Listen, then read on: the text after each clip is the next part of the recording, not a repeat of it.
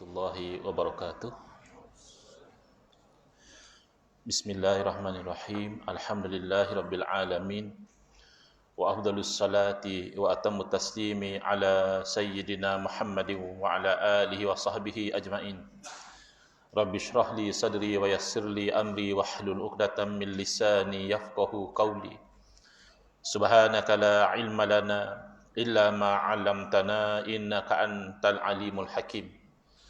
Allahumma akhrijna min zulumatil wahmi wa akrimna binuril fahmi waftah alaina bima'rifatil ilmi wa sahhil akhlaqana bil hilm waj'alna mimman yastami'una al-qawla fayattabi'una ahsanah. Allahumma ati nufusana taqwaha wa zakkiha anta khairu man zakkaha anta waliyuha wa maulaha. Allahumma arinal haqqa haqqan warzuqna ittiba'ah wa arinal batila batilan warzuqna ijtinabah. Allahumma anfa'na bima 'allamtana wa 'allimna ma yanfa'una wa zidna ilman wa huda amma ba'd.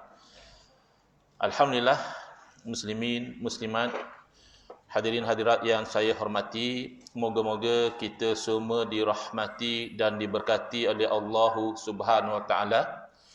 Khusus kepada para alim ulama, tok-tok guru, para asatizah. Saya sebut yang tersenarai, yang berhormat Datuk Seri Said Ibrahim Said Ahmad, Pengerusi Jawatankuasa Hak Ehwal Agama Islam dan Pendidikan Negeri Pahang.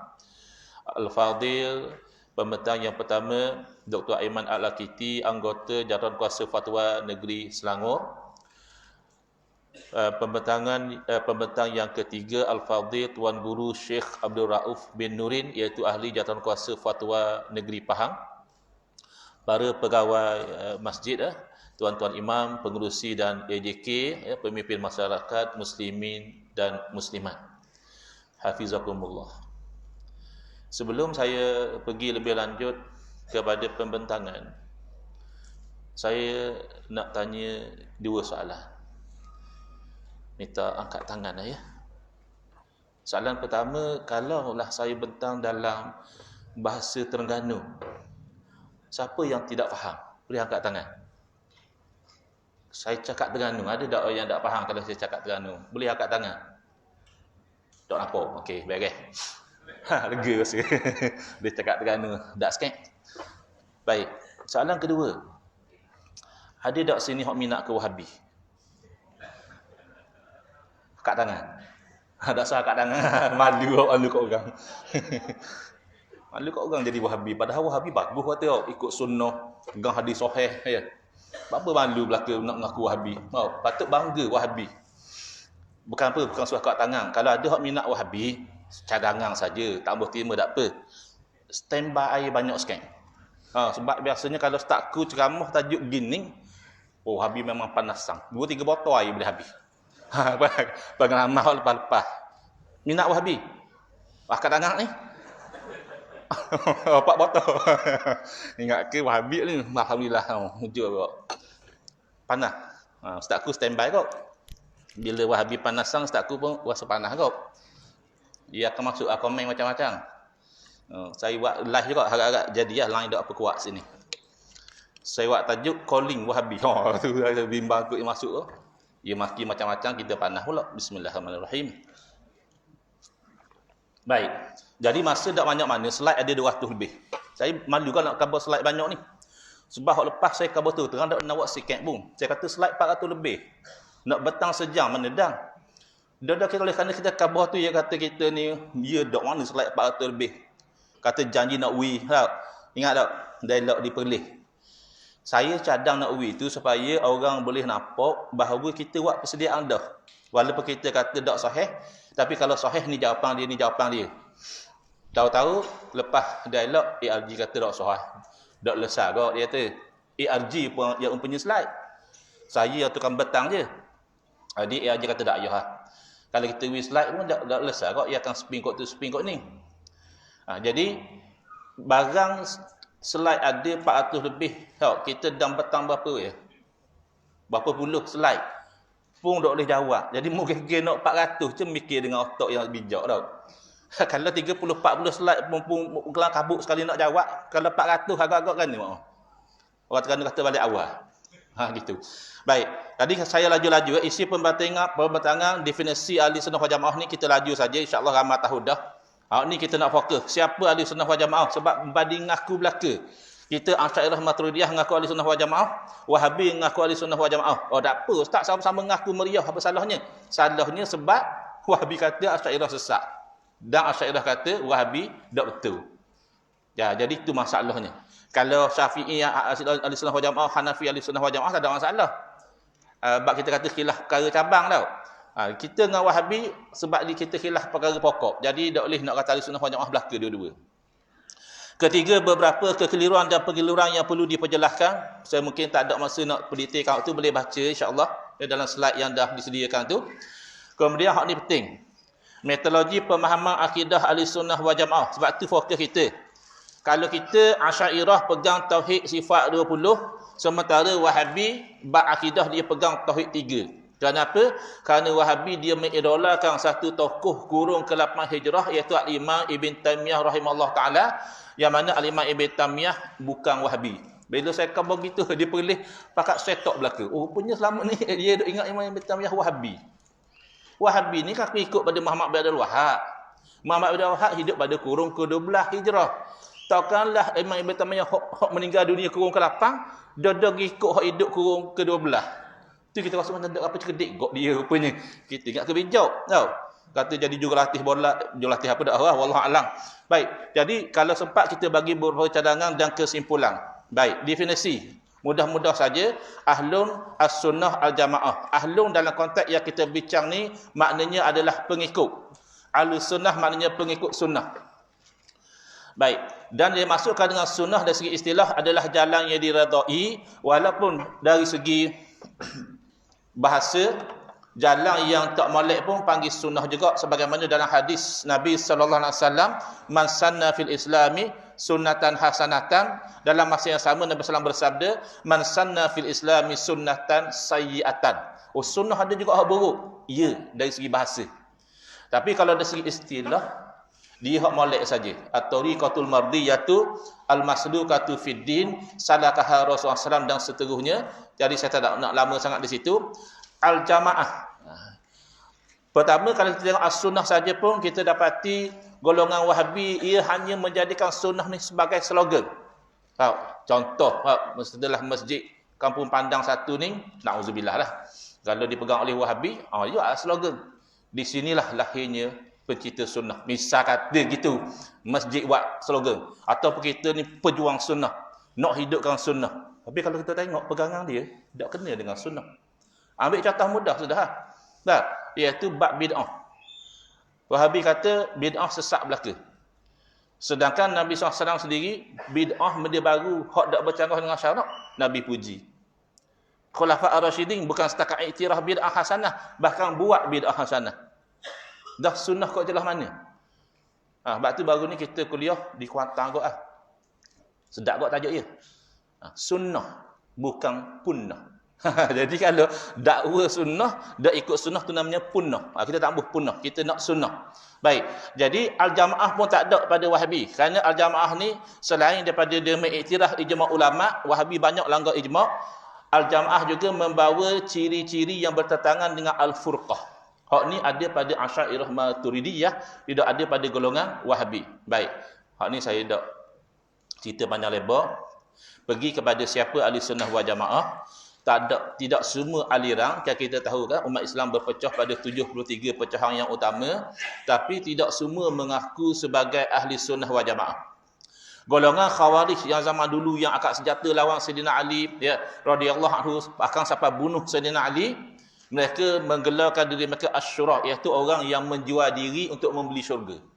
Dia tak mengaku ahli sunnah wal jamaah. Kemudian golongan Syiah juga dia tak mengaku dia ahli sunnah wal jamaah. Dia mengaku dia adalah Syiah Ali, penyokong Ali, dan juga ahlul bait, keturunan Nabi SAW. Bahkan dia mengaku kita ahli sunnah, dia panggil kita sunni. Kita panggil dia Syi'i. Dan juga Mu'tazilah. Satu masa dahulu Asy'ariyah dak lawan Wahabi. Wahabi tak ada, Wahabi baru lagi. dalam 200-300 tahun. Rupanya Wahabi ni bid'ah, benda baru. Jadi, hak kita lawan nak dulu adalah golongan Mu'tazilah. Hak mana dia ni duk pakai akal sampai telajak, sampai tolak wahyu. Ya. Jadi Mu'tazilah juga tidak mengaku ahli sunnah wal jamaah, dia gelar diri dia sendiri ahlut tauhid atau ahlul adli wat tauhid. Golongan yang mempertahankan keadilan Allah dan mempertahankan keesaan Allah.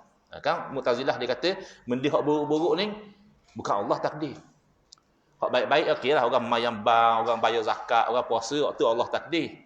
Tapi kalau orang curi, orang ngopok, waktu Allah tak takdir. Kalau Allah takdir juga hak buruk-buruk, kira tak adil Allah. Dia main gitu. Sebab tu dia gelar diri dia ahlul adli wat tauhid. Dalam sejarah, hak mengaku ahli sunnah wal jamaah dua golongan. Pertama, majoriti umat Islam Asy'ari Maturidi atau sebut Asy'ariyah Maturidiyah, dan golongan minoriti Salafi Wahabi. Sebenarnya Wahabi, Salafi tu dia mengaku, dia bukan Salafi. Salafi makna pengikut salaf, ya. Wahabi tak ikut salaf. Adalah pak-pak dia ikut salaf. Tapi pak-pak hak bercanggah tu, dia tak ikut salaf pun. Ya, macam dia kata Allah Taala bertempat atas arasy. Salah mana kata Allah bertempat? Salah kata istawa ala arsy, betul Quran baru sebut gitu, Ar-Rahmanu ala arsy istawa, tu tak ada masalah. Tapi memaknakan istawa dengan makna bertempat, salah mana kata gitu. Jadi hati-hati ya. Kalau Salafi yang sebenar adalah Asy'ariyah dari segi akidah, sebab tokoh kita Imam Besar Asy'ari itu masih dianggap generasi salah lagi. Kalau bab fiqh, pak mazhab. Sebab pengasas pak mazhab semuanya salah. Imam Abu Hanifah, Imam Malik, Imam Syafi'i, Imam Ahmad bin Hanbal rahmatullah alaihim salah belaka. Wahabi, Ibn Taymiyah bukan salah. Syekh Muhammad Abdul Wahab bukan salah. Saya aja dengar ustaz mengajar di surah atau di sejid, dia kata salah adalah Imam Ahmad bin Hanbal. Okey, betul. Al-Imam Ibn Taymiyah salah dah. Al-Imam Ibn Taymiyah kurung ke-8, tak ada salah kurung ke-8. Hak lebih jeng lagi dan Syekh Ibn Utsaimin, Syekh Ibn Baz, Syekh Albani, la ilaha illallah. Syekh Al-Albani setahun sebelum saya balik daripada Jordan. Saya balik daripada Jordan ke Malaysia tahun 2000. Tahun 1999 Syekh Albani meninggal dunia. Dia kata Syekh Albani salah, kira salah belaka kita. Kerana dah. Jadi dia tak boleh mikir, tak boleh connect, main tiru gitu. Tapi dia berasa dia bijak. Ya. Baik. Kalau saya sebut takut panas sangat orang Wahabi. Tapi kalau saya nak sebut kau. Kebanyakan orang yang terkena virus Wahabi ni, dia akan kena satu simptom penyakit yang dipanggil BBAK. Kalau AIDS kita tahu dah, AIDS. Dia kurang daya tahan tubuh. BBAK ni adalah penyakit biar bodoh asal confident. Ni penyakit orang kena virus Wahabi. Jahat ustaz aku Wahabi kata. Baik. Dan bahayanya Wahabi ni dia cuba merampas posisi ahli sunnah wal jamaah. Dia kata Asy'ariyah ni adalah firqah dhallah. Kita ni yang mana jumhur muslimin ni majoriti orang Islam dia kata adalah golongan yang sesat. Bahkan saya dimaklumkan dalam selibus akidah yang diajar di tempat dia, belum dia ajar akidah dia akan ajar dulu akhta' aqaidiyah lil Asy'ariyah. Kesalahan-kesalahan akidah golongan Asy'ariyah. Dia ajar tu dulu. Jadi dia nak kata hak ahli sunnah adalah dia. Okey. Bila berlaku pertemuan ni, tentu ada pemenang dia. Jadi pemenang dalam bab ahli sunnah wal jamaah ni adalah Asy'ariyah Maturidiyah, kerana kita ada dalil yang kuat daripada Quran dan sunnah, iaitu dalil naqli dan juga daripada dalil akli. Bahkan ya, misalnya kita petik kalam Al-Imam Murtada Az-Zabidi rahimahullah taala yang mensyarahkan kitab Ihya Ulumuddin, dia sebut terus terang, idza utliqa ahlu sunnati wal jamaati fal muradu bihim al asy'ariyatu wal maturidiyah. Bila disebut ahli sunnah wal jamaah, yang dimaksudkan adalah Asy'ariyah Maturidiyah. Ada orang tanya soalan BBAK ni. Dia kata dah kalau Asy'ariyah Maturidiyah ahli sunnah wal jamaah, dah kira Nabi Asy'ariyah gak ah. Nabi ikut Asy'ariyah ke? Kan ni soalan dak apa cerdik. Nabi tu kan insan yang bawa Islam pada umat ni. Mu jangan tanya Nabi ikut Asy'ariyah ke dak. Mu tanya Asy'ariyah ikut Nabi ke dak. Kalau ikut Nabi ahli sunnah dah. Pelik soalanmu. Nak kita tanya Asy'ariyah ikut apa? Nabi ikut Asy'ariyah ke dak? Nabi ikut Syiah ke dak? Nabi ikut Wahabi ke dak? Mana dia? Tak. Soalan hak seterusnya. Dia kata dah kalau kira Asy'ariyah ahli sunnah wal jamaah. Dah kira sahabat-sahabat bukan ahli sunnah dah, sahabat-sahabat bukan Asy'ariyah. Imam 4 mazhab tak ada seorang Asy'ariyah. Dah kira imam 4 mazhab bukan ahli sunnah ha? Ya, tidak faham. Kita kata, ya, Asy'ariyah adalah ahli sunnah wal jamaah. Bukan makna kata ahli sunnah wal jamaah tu mesti Asy'ariyah belaka. Sebelum daripada Imam Asy'ari lahir, tak ada Asy'ariyah lagi. Tapi akidah kan sama. Bila akidah sama, masih ahli sunnah wal jamaah. Baik. Wahabi bukan. Tak maklum. Kita ambil lalu hasil muzakarah jawatankuasa fatwa MKI ke-106 tahun 2014. Okey, baru ni siapa buat dialog apa semua tu tahun 2020 pasal tarikat Naqsyabandiyah Al-Aliyah. Jadi hak ni 2014, iaitu 6 tahun sebelum tu saya petik hak relevan saja. Dapatan kajian yang analisis mendapati bahawa aliran Salafi Wahabi adalah tidak selari dengan arus perdana atau jumhur ahli sunnah wal jamaah. Kemudian, pegangan kepada tauhid 3, iaitu rububiyah, uluhiyah dan asma' wa sifat yang dibawa oleh golongan Salafi Wahabi cukup membimbangkan kerana konsep tauhid 3 jelas tidak mewakili konsep tauhid ahli sunnah wal jamaah. Ada orang kata, takkanlah tauhid 3 tak betul. Kan ada dalam selibah. La ilaha illallah. Membelajar usul fiqh mana? Dalil syarak. Pertama Quran, kedua sunnah, ketiga ijma', keempat qiyas, kelima selibah. Ada? Itu tak jumpa lagi. Mana level gitu ada dalam selibah kira betul. Mubuh dalam selibah ada lah dalam selibah. Kerana kalau naik khajang dia nak promote komunis misalnya, dia buh komunis bagus. Komunis adalah pejuang kemerdekaan. Ada lah dalam selibah sebab ia buh. Tak mesti mendebuh dalam selibah betul. Kamu kata Quran sunnah. Kita bukan Quran sunnah lah. Tauhid 3 kena tak dengan Quran sunnah. Baru kena. Baik. Kelaju tak? Boleh? Okey. Okey. Selu-selu kan jenera terus. Tapi saya pesan dah. Kalau nak jenera boleh. Jangan lupa baca doa tidur. Bismillahumma. Ingat tak? Saya sambung. Bismillahumma. Betul dah. Tapi kalau tidur masa majlis ilmu, bahasa pendek sikit. Bismillahumma amuk. Mati terus. Jangan hidup. Orang buat program susah-susah mari tidur pula. Baik. Muzakarah bersetuju mengakukan rumusan penyelidikan bahawa dari segi perundangan Ahlussunnah wal Jamaah adalah mazhab rasmi negara Malaysia dan aliran Syiah. Syiah juga sesat ya. Setahu saya kalau Syiah semua negeri sudah keluar fatwa. Kalau Wahabi dalam 9 negeri ya. Sebab tu big fatwa berkaitan dengan Wahabi. Jadi Syiah serta Salafi Wahabi pada masa kini sedang memberi ancaman serius kepada survivor Ahlussunnah wal Jamaah. Ini 9 atau 9 negeri, 10 campur dengan muzakarah kebangsaan yang ada dah buat keluar statement. Kadang-kadang statement direct pasal Wahabi, kadang-kadang dia menghentam ciri-ciri Wahabi. Misal kata, membid'ahkan amalan-amalan khilafiyah tidak boleh. Waktu Wahabi selalu buat. Orang kata gini, mu ni yang asal beza sikit kata orang Wahabi lalu. Tak, dak baca kunut kata Wahabi kau. Bukan. Kita lama dah tahu Hanafi tak baca kunut, Hambali tak baca kunut. Kita tak kata dia Wahabi pun. Tapi hak jenis Wahabi baru nak ni, bila dia pegang kunut subuh tak sunat, dia tang kita baca kunut subuh tu bid'ah sesat. Waktu kita tak setuju. Siapa tangga saya jumpa dalam Facebook orang tulis kana. Dia kata syukur alhamdulillah. Akhirnya saya berjaya juga meninggalkan kunut subuh. La ilaha illallah. Kurang-kurang mau berjaya tinggal isyak rokok. Okey, dah nak kata kita tau. Mana masalah khilafiyah. Ada kata makruh, ada kata haram. Ni mau tinggal kunut subuh syukur sangat. Sebab dalam kepala otak dia, kunut subuh bid'ah sesat. Maka dia meninggalkan tu, dia bersyukur. Ada satu orang rajin kau ceramah di Kuantan ni. Nama dia Brother Ling Joy Sung. Orang kata dia Wahabi. Tapi saya ingat dengan dia. Sebab dia rajin offer saya masuk program apa semua. Jadi dia cerita, siang kat dia. Dia kan masuk Islam asal-asalnya. Dia kata lepas 10 tahun dia kata. Baru saya tahu isu baca kunut ni rupanya isu khilaf. Sebelum ni kan dia masuk Islam, dia pergi ke Perking tau. Perking ajar lah. Akidah gini, mayang gini. Kalau mayang subuh ada doa kunut sunat baca tau. Okey, faham. Mari Wahabi khabar, dok betul. Doa kunut tu bid'ah. Dia pegang bid'ah.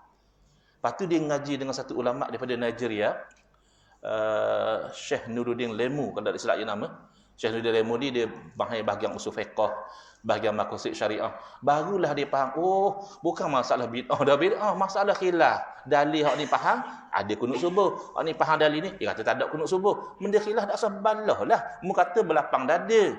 Kan dia ayat dia gitu, kita berlapang dada. Berlapang dada tanya orang tak berlapang dada. Tu orang panggil lapang otak. Otak mu buang otak tepi. Baik. Jadi Wahabi apa kedudukan dia? Wahabi adalah khawarij menurut mazhab yang empat. Tu orang ada wahyu. Ustaz aku ni ngasau mak. Apa kata khawarij? Saya kena marah dah. Di Pulau Pinang saya ceramah. Nak habis kita buka pada sesi soalan biasa dah. Ceramah ada apa-apa soalan, ada tuan haji seorang dia kata, Ustaz, boleh tak Ustaz terangkan macam mana kadang Wahabi? Allah, saya kata.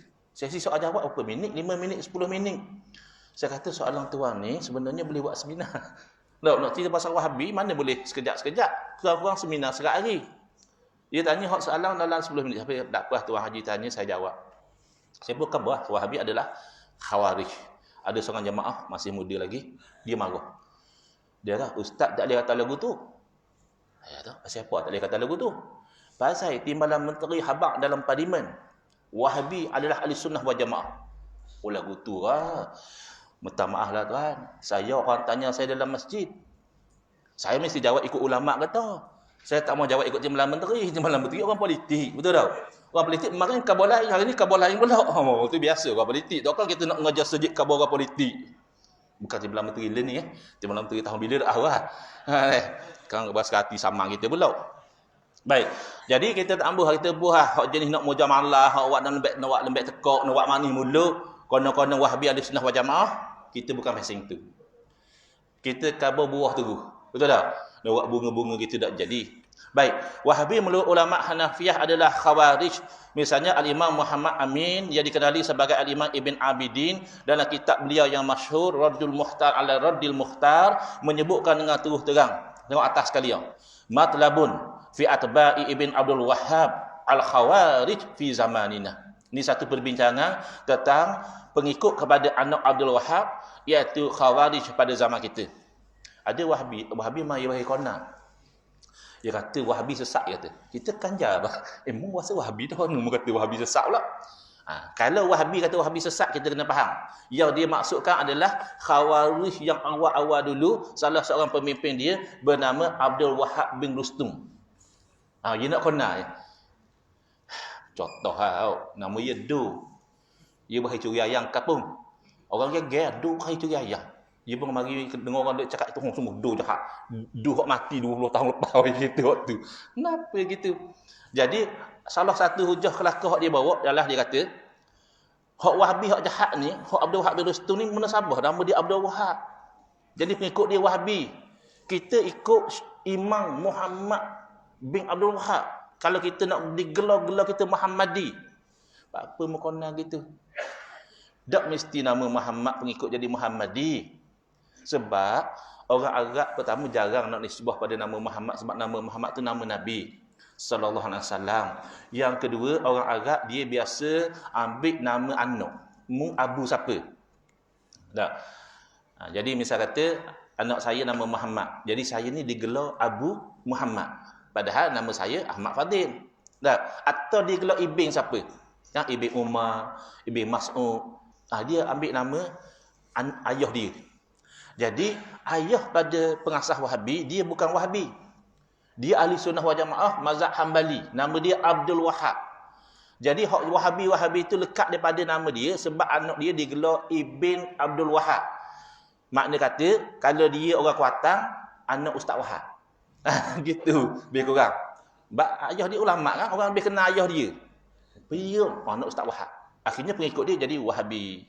Jadi dia kata Wahabi adalah khawarij. Lalu dia menerangkan mengkafirkan sahabat Nabi kita sallallahu alaihi wasallam ini bukan syarat jadi khawarij.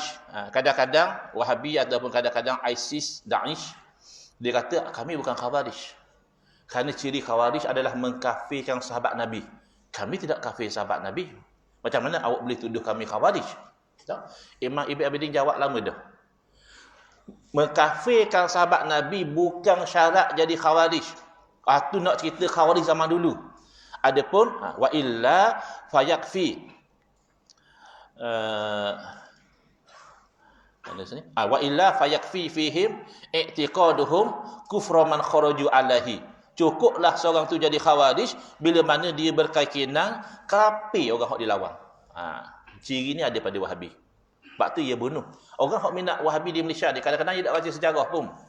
Dia kata derama ustaz ni buat fitnah ke Wahabi. Fitnah mana? Benda tu catatan sejarah. Ribuan umat Islam dibunuh pada masa Wahabi mula-mula bangkit dulu, zaman Khilafah Uthmaniyah, dirapah Mekah dan Madinah, orang nak pergi haji pun dibunuh. Jadi dia apa dia bunuh? Sebab dia kata kafir. Apa kafir? Macam Dr. Aiman sebut ni ya. Doa tepi kubur, ya kata sembah kubur, kan lain. Ia suuzon berat pada orang Islam. Siapa ya Raja Gizarah makan Nabi SAW, dia doa ngadak ke makam. InsyaAllah mari poleh dia. Haj. Al-Qiblah. Syirik ya tidak. Kalau kita tanya dia, kalau kita pandai cakap Arab, kita tanya dia. Lish syirik? Apa syirik? Dia kata sebab menghadap ke makhluk. Rasul makhluk, menghadap ke makhluk syirik. Oh gitu, dah Kaabah bukan makhluk. Musuh aku menghadap ke Kaabah, dah Kaabah bukan makhluk. Dah kalau menghadap ke Nabi syirik, menghadap ke Kaabah syirik juga.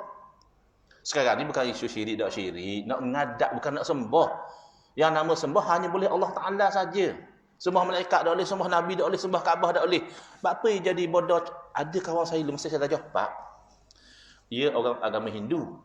Kan kita macam budak-budak lah. Kita kata, apa orang Hindu sembah batu? Tak. Dia kata orang Islam sembah batu kau. Mana dia? Tu awak mayang ngadap Kaabah kan batu. Dia ingat ngadap tu makna sembah. Kan Wahabi orang Islam tu kan faham macam orang Hindu kau. Kita ngadap saja ke Nabi sebab kan orang Islam bila meninggal dunia, kita kena dikebumikan dada kita ngadap ke kiblat. Pasang tak? Tidak pasang, tak wajib mati ya awak. Itu kan mati sekali tengok. Baik, jadi dada kita menghadap ke kiblat. Jadi kalau kita menghadap ke orang mati, makna punggung kita pergi ke kiblat. Kalau kita menghadap kiblat, punggung kita pergi ke orang mati. Dah molek pergi punggung ke Nabi. Beradab tau. Mulia Nabi ke mulia Kaabah? Nabi SAW pernah puji Kaabah, dalam masa sama Nabi SAW bersumpah kata demi Allah, jiwa seorang mukmin lebih mulia daripada Kaabah. Sebab tu kalau kita nak pergi pegang Kaabah, jangan singgung orang mukmin. Kita kena jaga lagi orang mukmin ni. Dan kalau orang mukmin lebih mulia pada Kaabah, takkan sayyidu waladi Adam, penghulu anak Adam, tak lebih mulia daripada Kaabah. Oh, tak apa cekedek. Tamah deh. Jadi sebab tu kita nasihat. Bukan kita marah benci ke Wahabi tak. Kita siang ke dia. Asal orang pandai tak. Ada BA, ada master, ada PhD. Jadi bila ada virus Wahabi, tak apa cekedek. Dia macam gedak berapa berhubung. Ada pula mengadak sembuh. Dah mengadak raja, kira sembuh raja ke kan? Biar faham tak? Baik. Kemudian, mazhab Maliki juga melihat Wahabi ini sebagai khawarij. Al-Imam Ahmad Nassawi dalam catatan tepi kepada tafsir Al-Jalalain mentafsirkan ayat Al-Quran dalam surah Fatir, afaman zuyina lahu su'u amalihi fara'ahu hasana. Ini kita bimbang tau. Ada orang amal buruk tu di mata dia dihiasi, dia nampak molek. Macam dia ISIS lah. ISIS dia melih orang Islam, dia bom orang Islam, dia kata itu jihad. Padahal jahat. Jihad ni lah orang kafir. Dia melih orang Islam, dia kata jihad. Baik. Lalu kata Imam Ahmad Sawi, waqila hadhil ayatu nazalat fil khawarij. Dikatakan oleh ahli tafsir, ayat ni turun cerita tentang golongan khawarij. Khawarij ni orang mana perangai dia? Allazina yuharrifuna ta'wil al-kitabi was sunnah. Biar kita faham. Ada orang tak boleh terima Wahabi tu tak betul. Ya tu ustaz ni ngaruk. Ada pula Wahabi tak betul. Saya tengok ustaz-ustaz yang dituduh Wahabi. Dituduh je bukan Wahabi sungguh. Makna gitu. Ustaz-ustaz yang dilabelkan Wahabi, kalau cakap ayat Quran je tubik mulut. Qala Allah, qala Rasul, qala Allah, qala Rasul. Takkan orang ni sesat? Wahabi bukan salah sebab dia tolak Quran hadis. Wahabi dia menyeleweng sebab dia mentahrif, dia menyelewengkan tafsir Quran hadis. Itu ciri khawarij. Ciri khawarij bukan tolak Quran hadis. Bahkan dalam hadis sebut apa? Yaqra'unal Quran. Orang khawarij ni rajin baca Quran. Tapi la yujawizu hanajirahum. Hak ia baca tak lebih pada kerokong saja, tak faham setara. Bila tak faham, salah tafsir. Bila salah tafsir, wa yastahilluna bizalika dima'al muslimina wa amwalahum. Dengan salah tafsir itulah dia menghalalkan darah Islam dan harta benda dia rapah. Ini sejarah, bukan orang lain tulis. Orang Wahabi diri tulis. Baca kitab Tarikh Najat oleh Al-Imam Syekh Ibn Ghannam. Dia catat pembunuhan-pembunuhan. Baca kitab Unwanul Majdi fi Tarikh Najat, ditulis oleh Syekh Al-Mu'arrikh Ibn Bishir, mencatat pembunuhan-pembunuhan yang dilakukan oleh golongan Wahabi terhadap umat Islam yang dikata kafir. Na'udzubillah. Mazhab Syafi'i misalnya, dalam kitab Misbahul Anam wa Jala'uz Zalam fi Radil bil Najdi alladhi adalla biha awam. Tajuk saja dah cukup nafas nak baca. Iaitu lampu penerang kepada manusia, penerang kepada kegelapan, nak menolak ahli bid'ah dari Najat. Tengok. Wahabi dia ni sedap dia kata kita ahli bid'ah. Padahal pengasas fahaman Wahabi dinilai oleh para ulama sebagai ahli bid'ah daripada Najd. Najat ni dalam hadis yang sahih, Nabi kata akan terbit tanduk syaitan. Banyak hadis tentang timur Madinah ni. Jadi ulama mazhab Syafi'i kata apa? Selain daripada yang kita dah sebut saat ni, yang lebih penting adalah apa yang dikhabarkan oleh Nabi SAW yang benar lagi dibenarkan, bahawa Muhammad Abdul Wahab An-Najdi ni dalam hadis-hadis menunjukkan bahawa dia adalah Khawarij. Antaranya apa? Dia mari daripada Najat. Yang kedua, dia daripada timur Madinah. Ya, Najat dak jumpa dalam peta ni ya. Ceteka. Najat ni nama dia. Nama? Dia. Ya Haji sedia dia sikit cekelak ke dia, mana siapa je betul, semangat sikit apa nak jawab. Baik, jadi nama sekarang Riyadh. Kalau tak percaya, ustaz aku kata, cari peta, cari Madinah. Okay. Orang Terengganu kata, draw a straight line. Faham tak? Draw a straight line. Antara Madinah ke timur, akan jumpa Riyadh. Itulah Najat, tempat kebangkitan Muhammad bin Abdul Wahab. Dan wa qaunu simahum at-tahliq, dan kerana tanda mereka itu cukup botok. Tak ada ahli bid'ah lain pada Wahabi yang enforce cukup botok. Tak percaya, buka kitab dia sendiri Ad-Durarus Saniyah, yang dia mengaku bahawa dia tu membotokkan orang. Syiah ahli bid'ah, tapi tak ada isu botok ni. Mu'tazilah ahli bid'ah, Qadariyah ahli bid'ah, Jahmiyah ahli bid'ah. Tak ada dalam firqah-firqah ni buat perangai botok pada orang melainkan Wahabi. Sebab tu ulama-ulama confident, oh ni memang Khawarij ni. Okey, seterusnya. Puan ni jang ni cepat jalan kat aku sebelah. Pihak masjid kena tu kojang cepat ngak. Cek jap. Oh, jang saya cepat agak. Sama. Baik, kemudian ulama mazhab Hambali kan Wahabiyah macam Dr. Aiman sebut ni kalau kita kata mung ni Wahabiyah ni kitab Durarus Saniyah saya kata ni. Dia kata fanah liku ra'sahu ghamman lahu. Kami cukup botok pada dia sebagai hukuman pada dia. Babak tambah ikut Wahabi ya. Mujur Malaysia okey ke? Kalau nak botok habis kita. Tambah ikut Wahabi. Baik. Dia kata kami bukan Wahabi. Kami Hambali, mung jumung. Hambali ahli sunnah wal jamaah. Wow. Tengok ulama.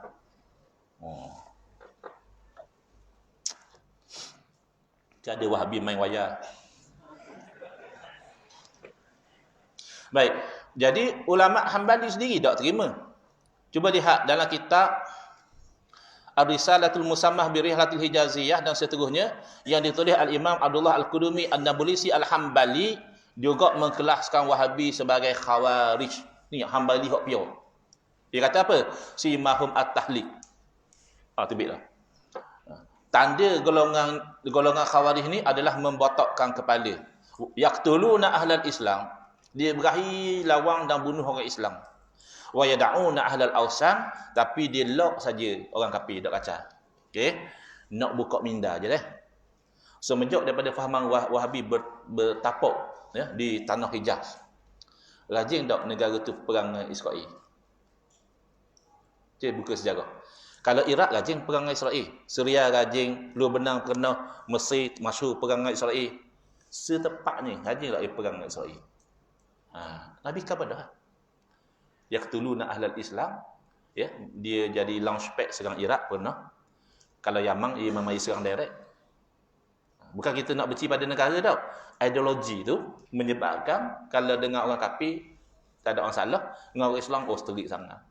Tak? Dia cah kita penyembah kubur. Cuba fikir logik. Ada orang soleh kampung kita, soleh yang wali Allah lah. Masih hidup. Kita pergi sembah dia. Ada tak orang Kuantan pergi sembah orang soleh di Kuantan? Dan munasabah tak, masa hidup kita tak sembah, pas dia mati, kita pergi sembah. Tak masuk akal langsung. Tak baik. Dia su'uzang. Ni tarikh Najat yang saya sebut sana ni. Dalam kitab tarikh Najat ni lah, Ibn Ghanam, dia kata, sejenak sebelum kebangkitan Muhammad bin Abdul Wahab, kebanyakan orang Islam bergelumang dengan kesyirikan. Ini takfir jama'i, mengkafirkan secara ramai-ramai umat Nabi Muhammad sallallahu alaihi wasallam. Ini pula kitab Unwanul Majdi fi Tarikh Najat juga dicatatkan. Saya kena laju lagi. Nak berlawang ngajang nak apa ni? Okey. Ni boleh baca dirian ni. Ni bukti-bukti saja. Jadi saya langkau terus, lompat terus pergi kepada tajuk seterusnya. Ni saudara banyak-banyak ni pun baca sendiri Bab benda. Wahabi ni dak malu muka. Dia kata Asy'ariyah sesat. Dia ngaji dengan ulama Asy'ariyah kau. Bahkan ada tajuk pembentangan yang nawak dah. Ambil tajuk pembentangan nawak. Dia buat tajuk kan ni? Polemik akidah antara ahlul hadis dan Asy'ariyah. Buat tajuk kita. Polemik faham tak? Maknanya perbalahan lah. Pertikaian akidah antara ahlul hadis dan juga Asy'ariyah. Macam mana boleh ahlul hadis balah dengan Asy'ariyah? 90% ahlul hadis Asy'ariyah. Ni, senarai ahlul hadis yang Asy'ariyah ni. Kita tengok. Baca dirilah. Sebab kalau saya baca jadi makan masa. Dalam bidang tafsir, dalam bidang hadis. Ulama Asy'ariyah saja. Siapa ulama Asy'ariyah? Mengkata sesat, maknanya menyesatkan majoriti ulama di kalangan umat Nabi Muhammad sallallahu alaihi wasallam. Terus nampak sini. Tak lihat. Okey, tak apa saya terang. Beberapa kekeliruan dan pengeliruan.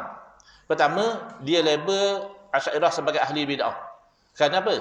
Kerana guna dalil akli dan takwil ayat mutasyabihat. Padahal dalil akal tu uslub Quran hadis. Quran kalau nak cerita pasal tauhid syirik, main akal lalu. Saya bagi contoh satu je. Dalam nak membuktikan tauhid dan menolak syirik, Allah Subhanahu Wa Taala sendiri menggunakan dalil akli. Kita kalau nak lawan orang kafir, boleh tak kita bawa dalil ayat Quran? Tak boleh, dia tak beriman lagi. Kok mana pun kena dalil akli. Demikian Allah Taala berfirman, "Lau kana fihima alihatun illallahu lafasadata." Kalaulah ada pada langit dan bumi tuhan-tuhan yang banyak lain daripada Allah, nescaya binasa langit dan bumi. Jadi kita mikir sebetul. Tuhan banyak ke Tuhan satu? Satu. Sebab apa Tuhan kata kalau Tuhan banyak? Bermakna i'malul akli. Guna akal saja, bayang dengan akal. Kalau Tuhan lebih pada satu, Tuhan ada 5, ada 10. Tuhan kan sifatnya maha berkuasa.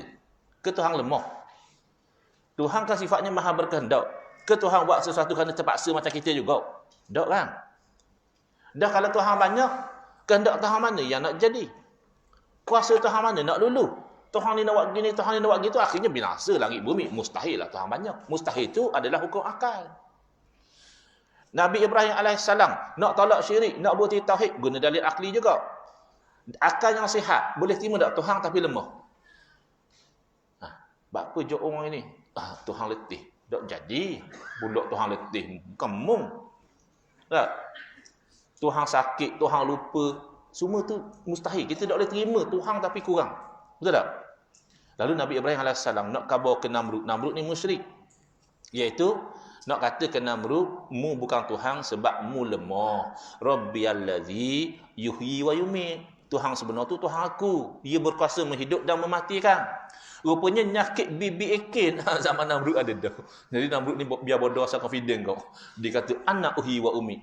Dia kata aku boleh buat hidup mati. Dia panggil dua orang tahanan, dia bunuh, dia lepas. Hak dia bunuh dia matikan, hak dia lepas dia hidupkan. Mana gitu? Hak mu lepas tu hidup lama dah bah. Mu cuma nak bunuh dia je. Kau mengaku mu hidupkan dia. Nak suruh hidup seekor nyamak dah boleh. Tak usah kata Namrud, saintis zaman ni nak buat hidup seekor nyamak dah boleh. Waktu bayi tamu uji bukan saintis buat. Sperma diambil hak Allah buat, ovum diambil hak Allah buat, cuma dia buat persnyawaan luar rahim je, bukan dia buat diri. Okey, baik. Jadi kita nak kena faham bahawa dalil nakli ini adalah uslub Allah Subhanahu Wa Taala.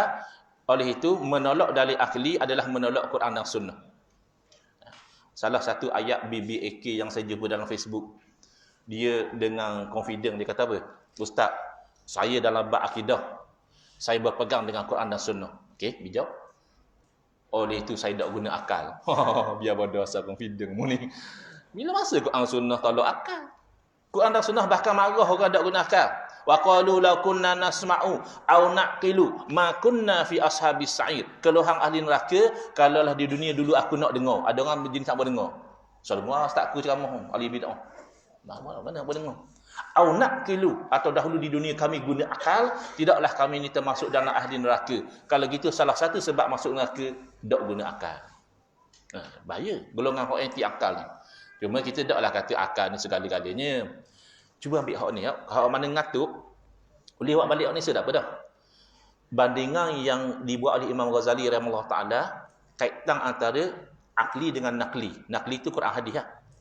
Ibarat kata orang hak dia ni guna akal saja tapi tak ambil panduan wahyu, ibarat orang yang mata dia tegang cerah, celek, jalan dalam gelap.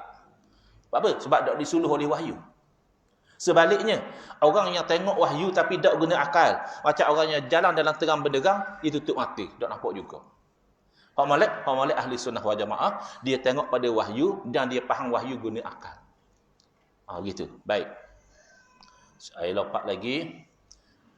Sini. Hak ni tajuk utamanya.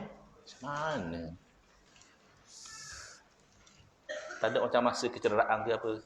Boleh tajuk sikit Makan belaka dah. Out sikit. Mana kata patut beri pukul 11 hingga 11 suku kita makan gitu.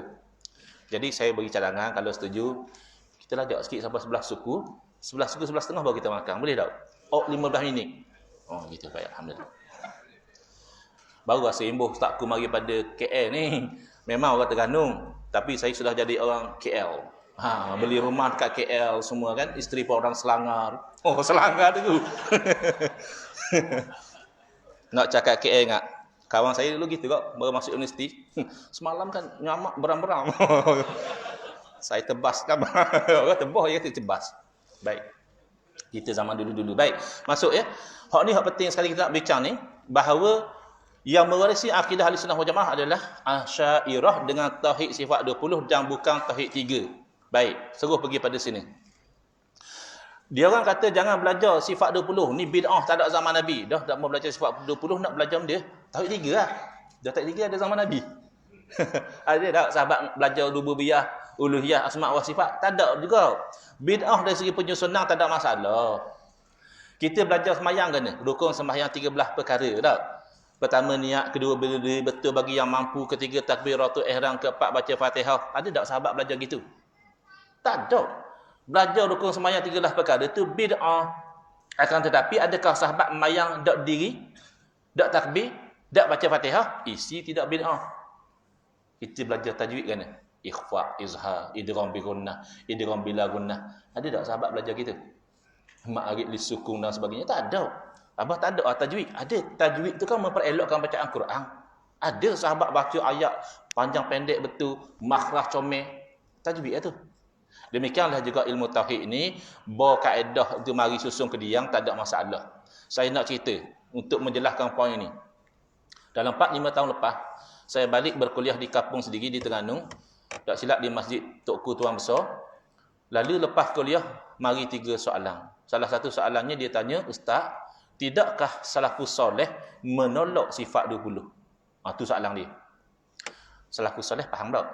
Sahabat tabi'in dan juga tabi'in. Maka saya jawab, mustahil. Mustahil salafus soleh tolak sifat 20. Kalau awak kata salafus soleh tak belajar akidah guna sistem sifat 20, betul. Waktu ulama susun kediang kan? Sistem tu.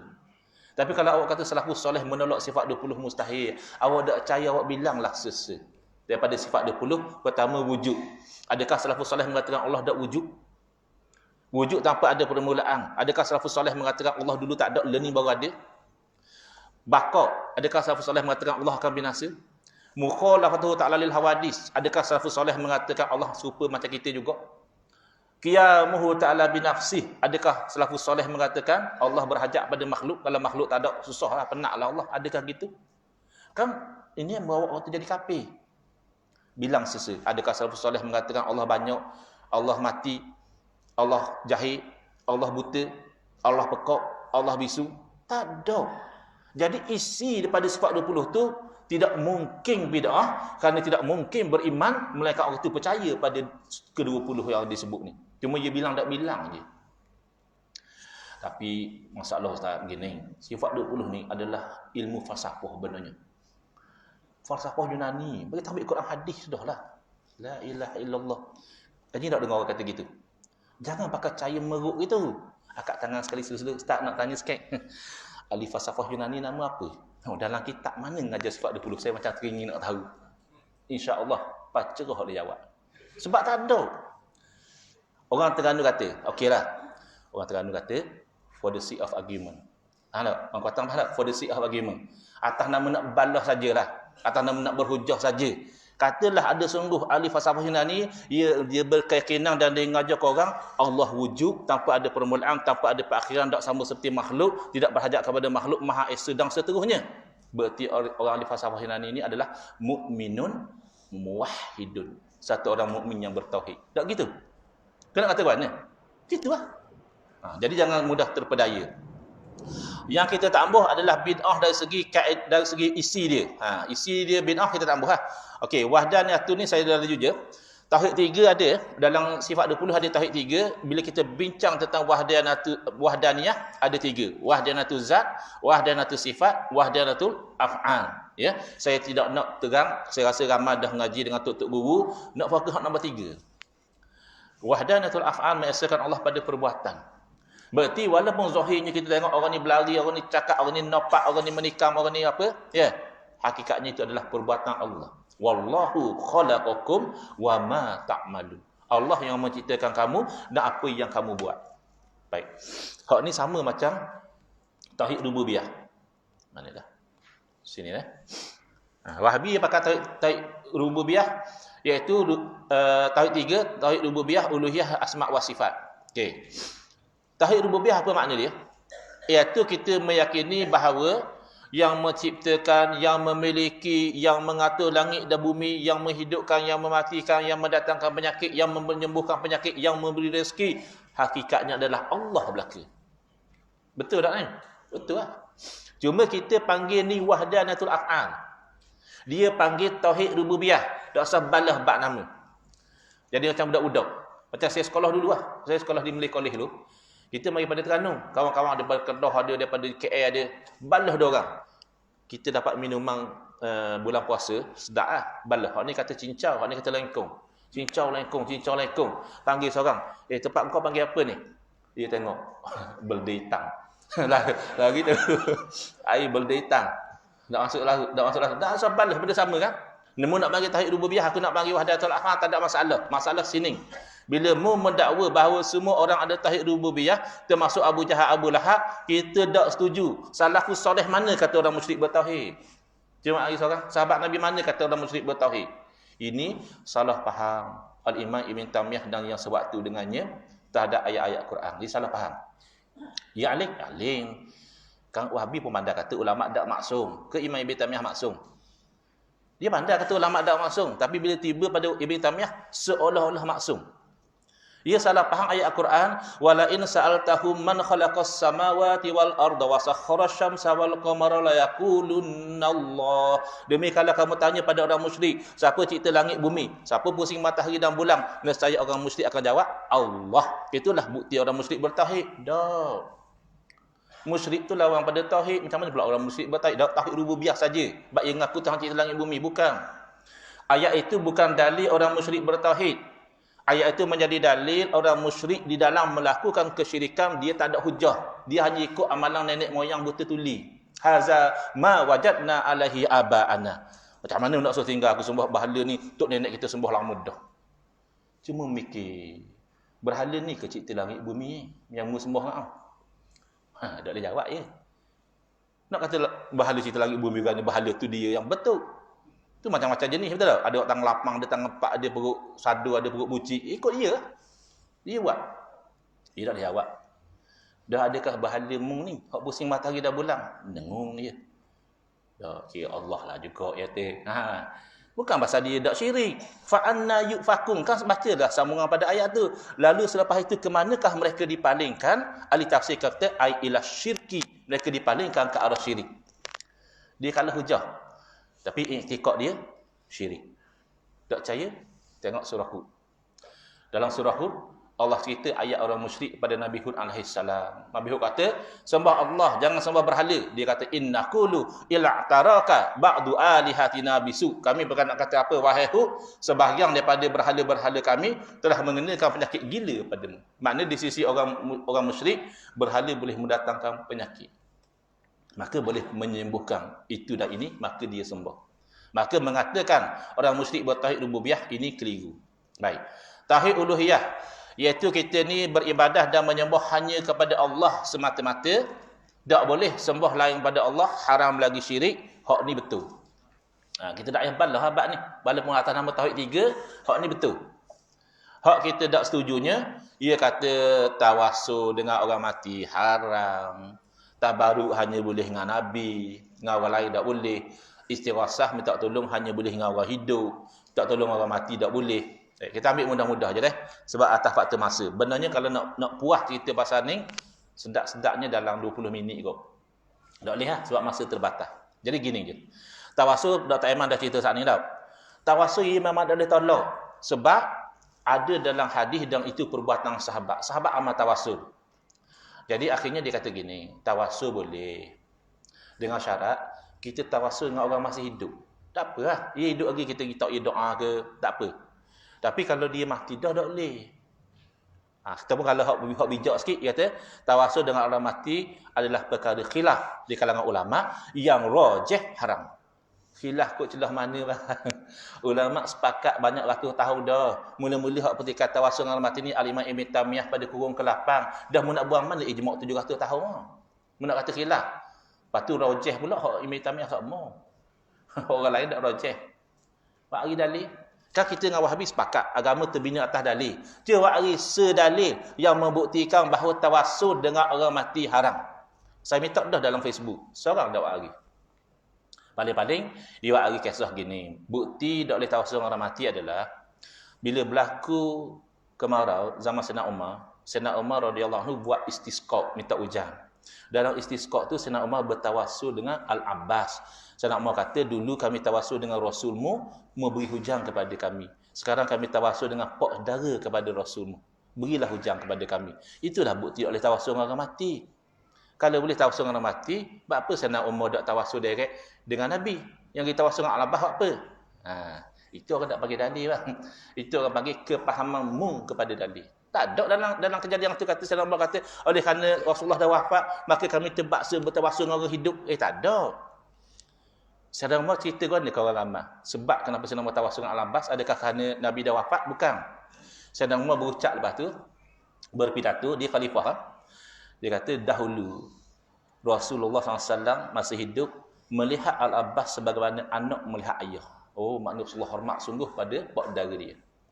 Maka wahai orang Islam, ikutlah sunnah Nabimu, hormatlah kepada Al-Abbas, jadilah dia sebagai wasilah antara mengundang Tuhan, minta doa, sebut nama dia. Itu sebab, bukan sebab Nabi dah wafat. Sebab nak ikut sunnah Nabi, hormat pada Al-Abbas. Al-Abbas sendiri dia katakan, dia kata, ya Allah, manusia memandang aku ni ada kedudukan di sisi Rasul. Lalu mereka bertawassul dengan aku, perkenankanlah ya Allah. Bukan sebab Nabi wafat. Jadi tak ada dalil. Wahabi kan gaji ngaku salafiyah, ikut salah. Sahabat salah tak sahabat Nabi? Salah lah. Jadi sahabat Nabi nama Uthman bin Hunayf radhiyallahu anhu ajar doa tawassul untuk diamalkan bila? Zaman Sayyidina Uthman bin Affan radhiyallahu anhu jadi khalifah. Maknanya lama lepas Nabi wafat, sahabat Nabi faham ada orang salah. Doa tawassul ada orang salah. Sebab apa? Sebab sahabat Nabi faham tawassul ni sebut benda yang mulia dalam doa. Antaranya sebut nama Allah, antaranya sebut amal soleh, antaranya sebut orang soleh. Orang soleh ni lepas mati jadi tak soleh ke kan? Nabi SAW mulia, kita sebut dalam doa. Dah. Adakah Nabi SAW mulia hanya ketika bagi dia hidup? Lalu selepas bagi dia wafat, bagi dia sudah tidak mulia lagi? Mana ada orang beriman faham macam tu? Jadi tak ada alasan langsung nak tolak tawassul dengan orang meninggal dunia. Mungkinlah sebab tu Dr. Aiman kata saat ni, Pak Man ni cerdik sikit, dia dah boleh terima dah tawassul dengan Nabi, walaupun Nabi SAW sudah wafat. Baik. Tabaruk, saya tengok hak mana ngaji lah. Hak mana tak ngaji, saya kira lah. Dia kata syirik lalu. Sebab, apa tu, tabaruk ni kita ambil faedah daripada makhluk. Ambil faedah daripada makhluk, tak ada masalah. Tapi hak ngaji di kalangan mereka, saya tengok tidak petikai sangat. Sebab sahabat ambil berkat daripada air wuduk Nabi. Nabi bila tahlul bagi rambut, suruh orang ambil berkat. Setelah kali awali ambil 3 labuh dalam kain serban. Khabar ke orang, semenjak saya meletak rambut Nabi dalam kain serban, sentiasa Allah beri kemenangan dalam peperangan. Yang bagi kemenangan siapa? Allah ke rambut? Allah. Dia letak rambut, kita dah ambil berkat.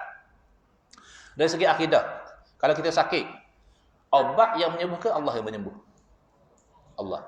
Obat hanya sebab usul ikhtiar saja, tidak memberi berkah. Dah. Baik. Bila Nabi Yaqub alaihissalam sakit mata, dah. Apa yang dibuat? Ambil berkat dengan baju seorang nabi yang lain, iaitu Nabi Yusuf alaihissalam, usap di muka, sembuh. Padahal yang menyembuhkan adalah Allah. Dah apa tujuan usap tu? Ambil berkat. Maka macam Dr. Aiman sebut sana ni, ia tak kata haram, dia kata boleh tabaruk, tapi hanya boleh dengan nabi je. Kita dah ada masalah. Tabaruk ni ambil kebaikan. Ambil kebaikan dengan nabi boleh, ambil kebaikan dengan ulama boleh, ambil kebaikan dengan tok wali boleh. Sebab tu jadi geger di kalangan mereka, hak mandi laga di Gunung Jerai. Ingat tak? Ada budak-budak muda nak pergi lawat Gunung Jerai, dia buat video. Dalam video tu dia rakam dia mandi di Gunung Jerai. Oh, dia kata tengok ni. Buat amalan ritual. Oh, ritual kan ni. Mandi tu kan adat. Betul tak? Dok apa ke mandi di perigi? Dok apa? Salah ke mandi di perigi? Hak tu dekat dengan anak ikan. Kalau mandi di rumah boleh. Siapa perlu dah. Jadi mandi di perigi satu sebab dekat. Yang kedua, air bukit ni biasanya lebih segar daripada air pahit. Tak percaya terang. Air pahit campur klorin apa? Air dia pure. Tak. Yang ketiga, sebab katanya perigi tu digali oleh ulama yang soleh. Perigi tu nama perigi Tok Syekh. Jadi kita nak ambil berkat lah. Tu beza situ. Lalu Wahabi tak boleh. Sebab Tok Syekh bukan Nabi. Tak boleh ambil berkat dengan kesang dia. Tapi kita ahli sunnah wal jamaah tak ada masalah. Ambil berkat bukan makna dia Tuhan. Dia orang soleh, ada kebaikan. Kalau tidak, apa makna Nabi SAW khabar? Kita kawang dengan penjual minyak wangi, paling-paling pun kita dapat bau wangi. Itu berkat. Kita kawang dengan tukang besi, kalau tak baju kita terbakar pun bau asap. Itu makna tak berkat. Baik, jadi bab berkat ni agak longgar lah. Hak paling serius adalah bab istighosah. Saya nak bagi tip lah kalau ada orang-orang jabat agama sini ataupun orang bagian tauliah. Dia taqiyah. Taqiyah ni berpura-pura adalah ajaran Syiah. Syiah ni dia kata siapa yang pandai taqiyah lagi bagus. Di sisi kita Ahlussunnah wal Jamaah, taqiyah ni adalah munafik, berpura-pura. Walaupun Syiah ajar taqiyah, tapi taqiyah ni diamalkan oleh seluruh aliran luar pada Ahlussunnah wal Jamaah. Ahlussunnah wal Jamaah je tak taqiyah. Tak. Jadi termasuk Wahabi. Dia nak dapat tauliah mengajar di Kuantan misalnya, dia faham. Dengar-dengar kata mufti tak terima ajaran Wahabi. Kalau tahu Wahabi, mufti tak boleh tauliah. Maka masa interview dia taqiyah lah. Dah apa pandangan ustaz tentang tahlil? Tahlil bagus. Tahlil kan la ilaha illallah. Ada masalah. Apa pandangan ustaz baca Yasin malam Jumaat? Baca Yasin malam apa-apa pun boleh. Baca Quran kan bagus. Ia taqiyah. Tapi hak nisa insya-Allah tidak boleh taqiyah. Dia tanya dia, apa hukum al-istighatsatu bil amwat? Untuk tolong dengan orang mati. Insya-Allah kalau dia Wahabi dia akan kata tak boleh. Itu syirkun akbar mukhrijun anil millah. Mu tak tolong orang mati, syirik besar, mu jadi kafir. Di sisi kita dah. Di sisi kita Ahlussunnah wal Jamaah, hak hakikat minta tolong dengan Allah. Tu hak betul sekali ya. Ahli-ahli sufi pun kalau boleh dia tak bertolong dengan makhluk. Nak tengok Allah saja. Tak boleh minta tolong dengan makhluk. Boleh. Dengan syarat ketika mu minta tolong dengan makhluk, mu kena ingat makhluk tu hanya asbab, yang beri sebenarnya adalah Allah. Ada beza. Wahabi kata gini, minta tolong dengan makhluk kalau dia hidup boleh. Kalau dia mati syirik. Mu faham tak makna syirik? Kita tanya Wahabi, mu faham tak makna syirik? Kita ambil makna syirik yang paling mudah lah. Iaitu menuhankan lain daripada Allah. Betul tak? Syirik lah. Menuhankan batu, menuhankan malaikat, menuhankan Nabi, syirik. Baik. Kalau dia kata istighasah dengan orang mati adalah syirik, berarti istighasah dengan orang mati adalah menuhankan orang mati. Betul tak? Baik. Istighasah dengan orang hidup berarti menuhankan orang hidup. Dan istighasah kan menuhankan. Boleh tak menuhankan orang hidup? Syirik juga. Kalau boleh menuhankan orang hidup, tidak adalah kita nak Nabi Musa nak berdakwah pada Firaun, Nabi Ibrahim nak dakwah pada Namrud, masing-masing ngaku Tuhan lah, hidup lagi. Tak ada masalah lah. Dah. Dia bukan masalah hidup mati. Menuhankan tidak boleh. Minta tolong bukan menuhankan. Buktinya mu kata dengan orang hidup boleh. Lepas tu kita tanya dia. Awak kata minta tolong orang hidup boleh. Orang mati tak boleh. Sebab apa? Sebab orang hidup boleh tolong. Orang mati nak tolong kan? Dia mati dah. Oh, dah orang hidup boleh tolong tu. Boleh tolong tu hakikatan am sababan. Hakikat tu sebab je. Kalau dia kata hakikatan, itulah syirik. Sebab yang boleh tolong secara hakikat Allah je. Kalau dia kata sebab je, aku faham. Oh, makhluk ni sebab je. Dah apa masalah kalau Allah jadikan orang mati sebab? Dia mati tak tolong kan ni?